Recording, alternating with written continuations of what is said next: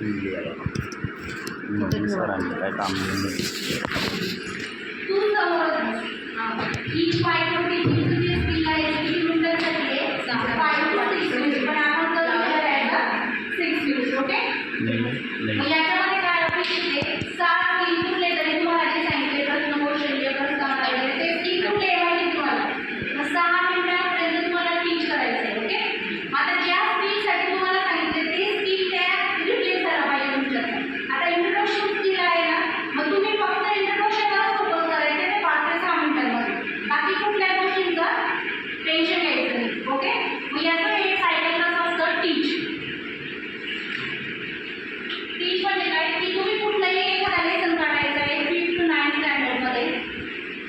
समजतं नाही का? म्हणजे नाही समजलं तिथं स्टॉप करा. एखादा लेसन घ्यायचा आहे तो खूप इझी आहे. मला आता पहिलं स्किल तुमचं कुठलं आहे? इंट्रोडक्शन. मग तो इंट्रोडक्शन स्किल मला किती मिनिटं शिकवायचं आहे? 6 मिनिटं शिकवायचं. मग त्याच्यात तुम्ही काय करणार? आधी टीच करणार. ओके, म्हणजे तुम्ही लेसन प्लॅन काढणार आहे, तो चेक करणार आहे तुमच्या टीचरकडनं. तो ॲप्रूव्ह झाल्यानंतर you are eligible to take your lesson. Okay, तो लेसन तुम्ही 5 ते 6 मिनिटं घ्यायचं टीच. हे तुमचं फर्स्ट टीच आहे. मग या टीचमध्ये तुम्ही आता जशी मी कसं तुम्ही शिकवणार आहे, तुमच्या काहीतरी चुका होणार आहे कारण की तुम्ही ट्रेनिंग टीचर्स आहे. मग तुम्हाला ॲज अ मेंटर मी किंवा जो कोणी गाईड असेल तो तुमच्या चुका सांगणार की तुम्ही नेमकं काय चुकले. मग त्याला म्हणतात फीडबॅक. काय म्हणतात? फीडबॅक.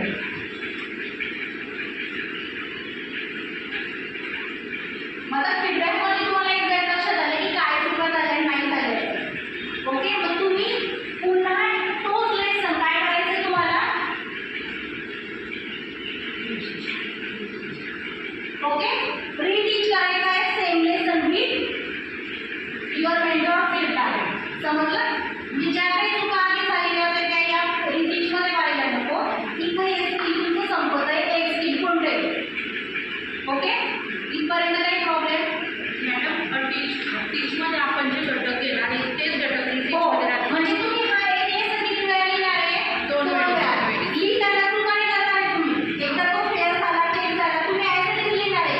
चुका कुठे होत आहेत? शिकवताना. की आता 5 मिनिटं 6 मिनिटाचा लेसन आहे तुमचा. मग 6 मिनिटांमध्ये काय होत आहे की तुमचं 4 मिनिटात संपवतोय, 3 मिनिटात संपवतोय, एखाद्याचं 10 मिनिटामध्ये संपवतोय. ओके, मग तुम्हाला टाईम मॅनेजमेंट करायचं आहे. According to that skill you just overcome your sub skill too. जे उपकौशल्य आहे प्रत्येक उपकौशल्य तुमच्या पाठामध्ये येणं अपेक्षित आहे. ओके, इथपर्यंत काही प्रॉब्लेम? मग टीच आणि रिटीच म्हणजे हे लेसन तुम्हाला किती वेळा शिकवायचं आहे? 2 वेळा शिकवायचं आहे. ओके, आणि ॲज इट इज लिहायचं आहे. आणि जेव्हा तुम्ही आता इंट्रोडक्शन स्किलमध्ये फक्त काय करायचं आहे तुम्हाला? आधी बोलायचं आहे तुम्हाला. You just introduce your lesson to your students. Okay, मग तिथं फक्त स्पष्टीकरण येणार. Okay, at the end of your lesson you just write the name of the topic and sub topics. इंट्रोडक्शनमध्ये ॲट द एंड तुम्ही ब्लॅकबोर्डचा यूज करताय. त्याच्या आधी तुम्ही काय करताय? फक्त इंट्रोड्यूस करताय तुमचा लेसन. ओके, झालं ते स्किल तिथंच संपलं. आता स्पष्टीकरण आहे नंतरचं. स्पष्टीकरण कोणी घेतलं? आय थिंक स्वर्ण मॅमने घेतलं. ओके, मग स्पष्टीकरणामध्ये तुम्हाला एक लेसन घ्यायचं आहे. तुम्ही सायन्स मॅथचे किती लोक आहे आपल्याला म्हणजे ते एक्झाम्पल जास्त ओके, मेजॉरिटी सायन्स मॅथ. लँग्वेजवाले किती आहे? लँग्वेजवाले लोक कमी आहे. मग लेसन असा घ्यायचा. आता एक्सप्लेनेशन आहे स्किल. मग तुम्ही जास्तीत जास्त अवांतर एक्सप्लेनेशन करू शकले पाहिजे असा टॉपिक तुम्ही घ्यायचा सोपा की जो तुम्ही पुस्तक न पाहता किंवा जास्त काठीण्य पातळी नसेल, ज्याच्यात तुम्ही टीचिंग एड्स पण दाखवताय या सगळ्या गोष्टी येणार. कोणताही लेसन घेताना आपलं त्याच्यावर थोडंच मास्टरी पाहिजे असं लेसन घ्यायचं. कारण की इथं तुम्ही लेसन घेताना तुम्हाला कोण पाहणार आहे माहिती का? कोणते स्टुडंट? तुम्हीच पाहणार आहे. आता ही जर लेसन मी घेते तुम्ही बघतायत ना, तर तुमच्यातलं एक घेते तर बाकी आम्ही सगळे पाहणार आहे. आणि हे बाकी पण तुम्हाला फीडबॅक देणार आहे की तुम्ही तो लेसन कसा घेतला. मग असं नाही की बाबा माझी मैत्रिणी म्हणून मी खूप चांगलं सांगितलं आणि बाकी नाही. तर तुम्ही काय करणार आहे? एवढे सगळे लोक माझ्या ग्रुपला मिनिमम 10 स्टुडंट आहेत. 10 स्टुडंट ॲज अ ग्रुप. मग 10 स्टुडंटचं प्रत्येकाचं टीचिंग तुम्ही पाहणार आहे. त्या टीचिंगमध्ये व्हेरिएशन येणार आहे. सगळ्यांचं टीचिंग सारखं असेल का? नाही.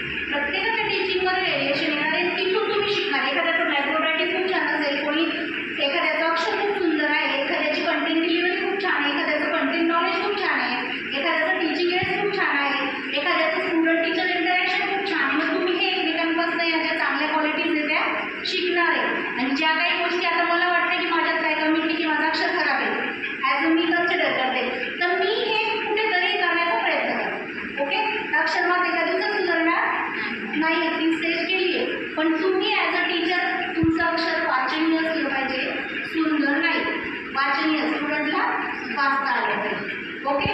तर ही मायक्रो टीचिंगची एक सायकल आहे, टीच आणि रिटीच फॉर वन स्किल. आता याच्यानंतर पुन्हा रिटीच झालं मग तरी काही सगळ्यांचे पाठ बरोबर येतील असं नाहीये. मग रिटीच नंतर सुद्धा एक फीडबॅक असतो टीचरचा.